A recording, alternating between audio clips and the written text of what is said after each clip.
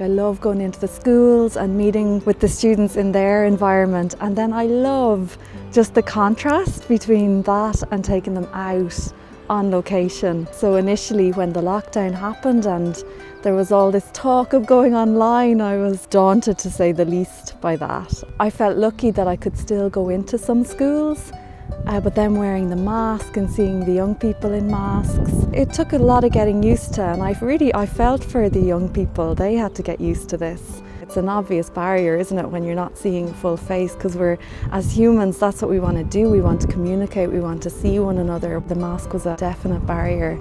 And they had so many questions, and of course that's what global citizenship education is all about, like asking the questions. Yeah, and then transitioning to online, again, it was just the idea how to transition all of this and to do activities and to make it as interactive as possible.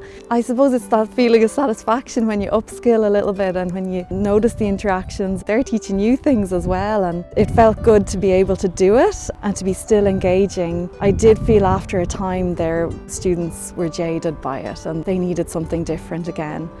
I think the 4 pillars of global citizenship education is a fantastic way to frame this type of education and to dive right into what is upholding this type of education, like that, even the visual of the pillars.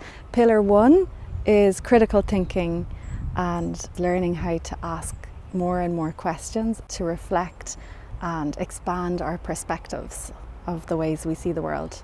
And questioning everything, and how even we as adults can really honour their questions and celebrate their questions and nurture their questions, and that no question is a bad question or a wrong question. To celebrate questioning, I think, is a really important first step, and just being able to broaden our perspective on how we see the world and to allow other perspectives, other voices to come into the picture. I think questioning helps that. So when we externally question things that are happening outside of us, I think it kind of also allows us to practice self-reflection, which is really important. Pillar 2 is problem solving, so looking at the root causes of problems rather than just the symptoms that have manifested. We're surrounded by these amazing trees in this cemetery, and I love that image and I share it with young people, just that idea of the tree and the roots going deep, deep down into the soil, and that the soil nurtures the roots. If we think of the trunk of the tree as the problem we're addressing, and then the foliage or the fruit, how healthy that tree is, and the manifested symptoms of the problem. If the roots are unhealthy, then the tree itself and the fruit and the foliage is unhealthy. But if the roots are thriving and if they're nurtured and if they're full of like all the nutrients they need, then we have a healthy tree. If we're solving problems, we must look at the root causes of the problems rather than the symptoms, what we're seeing in our world. What is the cause of that in the first place? And that's multifaceted.